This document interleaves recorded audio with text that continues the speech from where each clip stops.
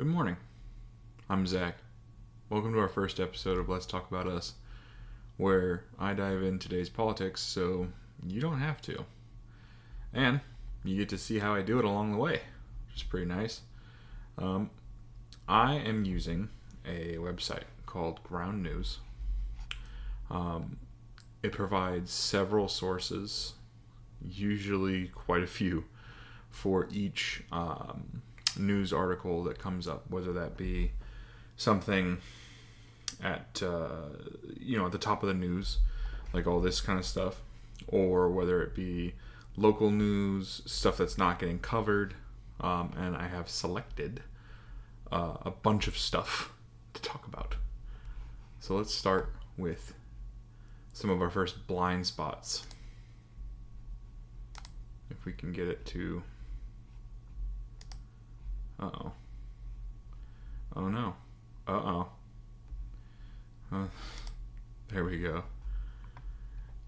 DNC's pro-Palestinian protests draw thousands in Chicago, by Andrea Shalal, Bianco Flowers, and Julio Cesar Chavez. Posted yesterday. Thousands of mostly peaceful pro-Palestinian protesters marched in Chicago on the opening day of the Democratic National Convention on Monday in a show of anger against the Biden administration's support for Israel in the Gaza war. After hours of peaceful demonstrations, dozens of protesters broke through part of the perimeter security fence, drawing riot police to the site. Reuters witness said, okay. The DNC security team confirmed that protesters breached a portion of the fencing on the outer perimeter near the convention arena, but said law enforcement personnel acted quickly and there was no threat to attendees. Okay. Alright. So wait. DNC security team confirmed protesters. So they breached the fence, but law enforcement was there quick enough that nothing bad happened. Okay. Reuters witnesses saw 4 people detained and placed in handcuffs. Chicago police confirmed at a press conference that arrests were made, but did not say how many. Of course. Chanting intensified ahead of the fence breach as protesters reached a neighborhood park on Chicago's west side and paused to amplify their calls for a ceasefire. Amid the noise, the crowd turned its frustration towards Vice President Kamala Harris, referring to the Democratic candidate as Killer Kamala. Okay. Killer Kamala? Really? Do you know what the vice president does and doesn't do?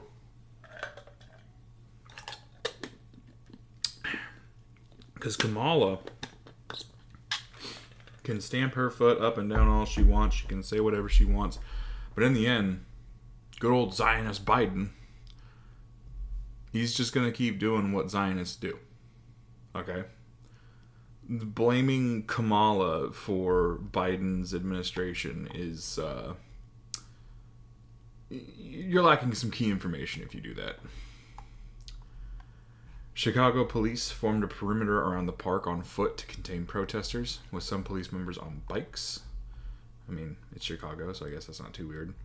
Still, the umbrella group March on the DC drew fewer supporters than expected to park outside the convention area hours before President Joe Biden was to address the gathering. Okay, so March on the DC drew fewer... Okay, that's good. That's good news. That means there are enough smart people to realize that this is meaningless and worthless. They started on a 1-mile march near when Democratic delegates will nominate Harris as their candidate to face Republican Donald Trump in November's presidential election. Okay. Organizers had expected tens of thousands of protesters, enough to fill the park and the march route. Hatim Abudaya? I'm going to go with that. Hatim Abudaya. A spokesman for March on the DNC said early Monday... Wait, what did they say? Hold on. They expected tens of thousands. Okay. What did they actually get? Several thousand protesters had gathered for speeches. Okay, so all right. Still enough people to be annoying, but definitely a better result than I'd hoped. Good. The coalition of more than 200 groups includes those advocating for a variety of causes, from reproductive rights to racial justice. Many people were coming from Palestinian and Arab communities in Illinois and neighboring states, organizers said last week. Dozens of Muslim delegates and their allies, angry at U.S. support for Israel's offensive in Gaza, are seeking changes in the Democratic platform and plan to press for an arms embargo, putting the party on guard for disruptions to high-profile speeches at the convention. Okay. I mean, Kamala has said she's going to do this. She talked to one of your guys' leaders not too recently, actually.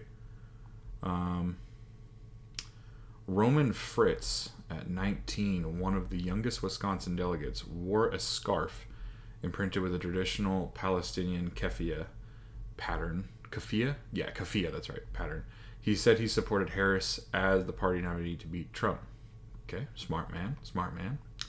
Some protesters were doubtful that the party will change its platform. I mean, it's the Democratic Party. Like, it's the left. In the same way that you refer to the right, you will be referring to the left. Don't expect much, and you won't be surprised when not much happens. But I do think she might be serious on a couple of the things she promised. So, we'll see. See if she even wins the presidency. We'll see. It'll never happen, said Mwalimu Sundiata Kate. Sure, this. I don't know how to say this. Who traveled from Cincinnati, Ohio to join the protest. It's the policy of the party to support Israel, and until that policy changes... Okay, so this is not correct. The policy of the left is not to support Israel. That is the policy of Zionists, which, by the way, are in both parties. A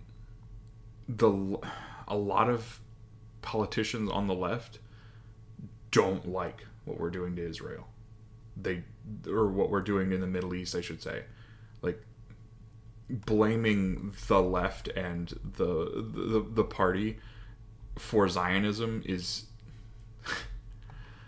Another large protest was scheduled for Thursday, when Harris is due to formally accept the nomination. Pro-Palestinian groups have for months protested the Biden administration's military and financial support for Israel in its war against Hamas, which has killed more than 40,000 Palestinians in Gaza, according to Gaza health officials. Okay. This number is definitely more. A lot more. Because this number is based on what Israel reports. The numbers they let get out. So yeah. We'll see probably 10, 20 years down the line what the actual number was. Israel launched the offensive after it was attacked on October 7th by Hamas militants who killed 1,200 people and abducted about 250 hostages, according to Israel tallies. Yep, there we go. Protests swelled on U.S. college campuses in the spring, with police clearing student encampments at times after confrontation between protesters and counter-protesters. The Democrats are the ones in power, Abudaya said on Monday. It's their... Yeah, it's their war, totally. It's totally the Democratic Party's war. You know, the war that's been going on since Britain decided, hey, Israel, you can just have this. Yeah, we got some real clever people behind this protest here. They're responsible for it, they're complicit, and they can stop it. Biden could stop it, correct. Biden could, but he won't, because again, he's a Zionist. The Reuters Daily Briefing newsletter provides all the news you need to stay every day. Okay, now if I go back here, and I search up Reuters...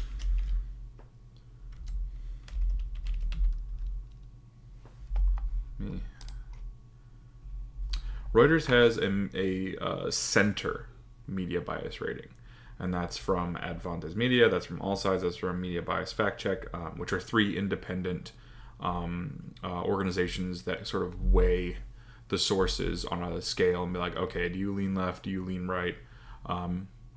However, they do have high factuality rating, which is always nice.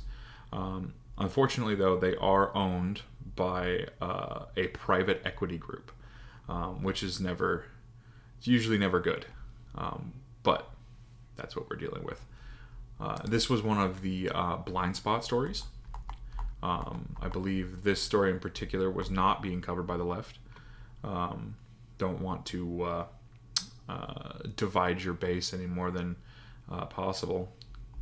But this stuff needs to be covered. It needs to be talked about.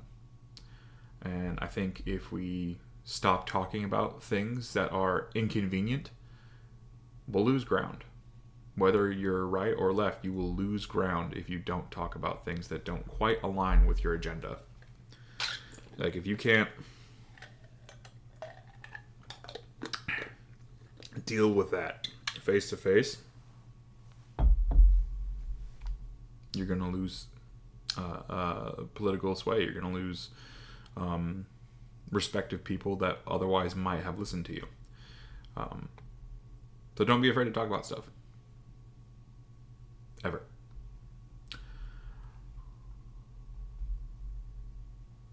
But I think that's